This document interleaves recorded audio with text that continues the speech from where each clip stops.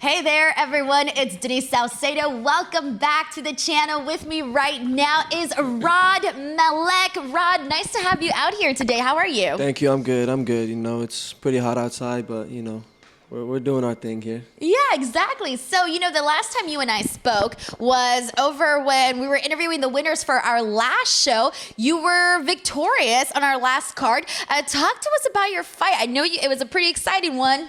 Yeah, it was short. You know, it was short and quick. I got in and I got out. I really enjoyed every second of it, you know, and unfortunately, it ended quick. But, you know, I guess that's a good problem to have. I was really looking forward to fight September 2nd, but my opponent, he pulled out. It is what it is, you know, everything happens for a reason, and I'm just excited to get back in here and put on another beautiful performance and get a nice highlight.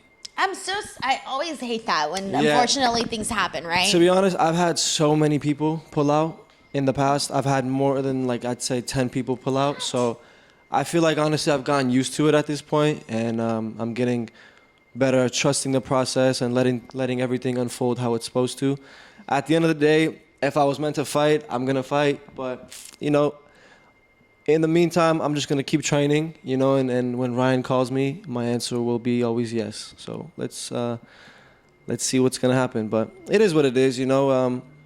And I say this all the time. There's a lot of great fighters in this sport, but there's a lot of fake fighters too, you know, people that say, oh, let's go, I'm ready to fight, but then when it comes down to it, they're nowhere to be found. So, you know, it is what it is. That's all I can say, you know, and the right opponent will always come, and, you know, when it's meant to be, it'll be.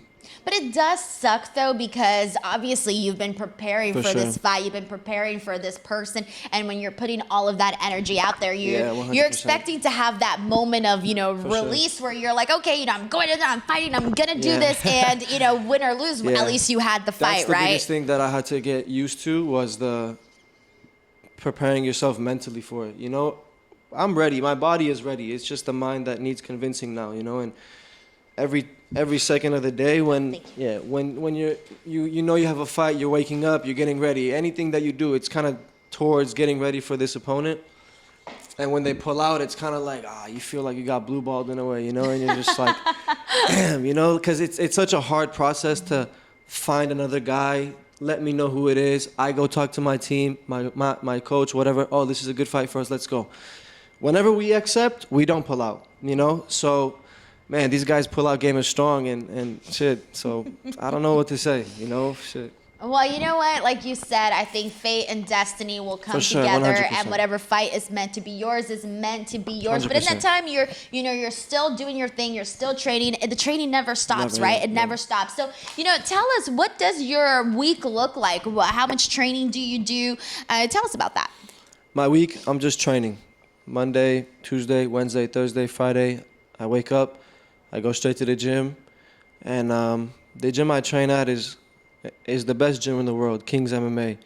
Under Master Rafael Cordero, we have people like Giga Chikadze, Beneil Dariush, Fabricio Verdum just came back. He's getting ready to fight Rafael Dos Anjos, I think, for Jorge Masvidal's like bare knuckle. You know, I'm just surrounded by legends of the game, and you know, when you're around people like this for a long time, you tend to pick up on their traits and characteristics a little bit. So I feel like I'm ready, you know, and training with these guys has really given me the edge. So that's why I know whoever the guy is that I'm meant to fight, I go in there and I fight. You know, I'm already training with so many killers that these people that I fight now, it's just like, it's nothing that I haven't seen before. Right.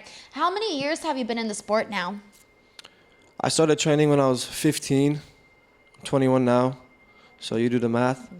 And it's been maybe like 2 years that I've been at King's. So I'd say like I've been training maybe 6-7 years in this game, but I've really taken it seriously the past like 4, for sure. What changed in those last 4 years? Listen, I've always wanted to be good at something. I never wanted to be like somebody that is just going around about their life. Oh, you know, I could have been this, I could have been that. I've always wanted to realize my potential, and I've always wanted to be professional in something.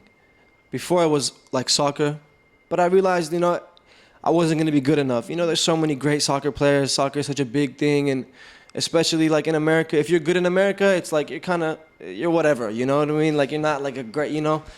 But fighting was something that I got into because I really wanted to learn how to defend myself, and I kind of started to spar people and when I was a kid, and I used to kind of mess these guys up, and they're grown ass men, and I was like, okay, maybe I'm not bad at this. Let me keep going, and you know, one thing led to another, and school and fights in school and all this stuff, you know, and I was like, hey, maybe I'm not too bad, so let me keep going, and I pursued it, you know, despite what people were like, oh, why are you gonna fight, this and that, but really when I kept fighting, I realized, man, this is such a great thing because it's not like any team sport. Like when you're on a team, you can be the best player on the team, but 2-3 other people can suck and you can still lose, you know?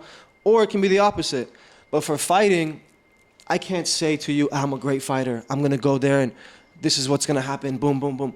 When you fight, doesn't matter what you say. When you go in there, that's the truth. And that's what I love about fighting. This is the truth. I hate fake things. I don't like fake people. I don't like things like that or anything to do with being fake. So fighting to me is the realest thing that you can do. You find out a lot about yourself. And, you know, I'm just here to realize my potential and to find out who I really am, you know, because I have an idea, but when it comes down to the fight, I always exceed my expectations. And that's what I love to do. That's really cool. I like that you say that because it's true. Once you can say and you can For talk sure. the talk, but it's not until you're 100%. actually walking the walk and you're Yeah. in there and you're in that cage and you realize when, you know, you're in there in this very violent sport and it's very dangerous and Yeah. anything can happen that sure. you have to, you know, bring out parts of yourself sure. that you may not For have sure. known are in For there. sure. For So sure. for you, you know, you mentioned exceeding your own expectations when you're in there. How satisfying is that? It's really, that's probably one of the best feelings. I don't care about winning. I don't care about I really don't care about that stuff. I don't care about getting a belt. Like this stuff, I don't care. You know, I want to be able to, because before the fight, everybody is scared. It doesn't matter who you are. You're always scared. You can say you're not, but again, you can say what you want to say. I know for a fact everybody feels the same emotions, but not everybody deals with these emotions the same. And when I go in there, I kind of just tune everything out. And after the fight, I realized, damn, like, that was me that was in there. You know, it kind of doesn't really hit me in there, but after when I watched the fight, I'm like, damn, what else am I capable of? I just knocked this guy out with a head kick. You know, what if the fight went on 30 more seconds? I could have hit him with something else, you know? So that's what excites me, you know?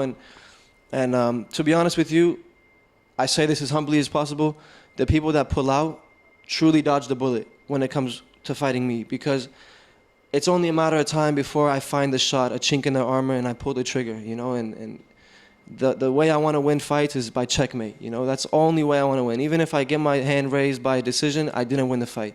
I need to win by checkmate. I play chess while these guys play checkers.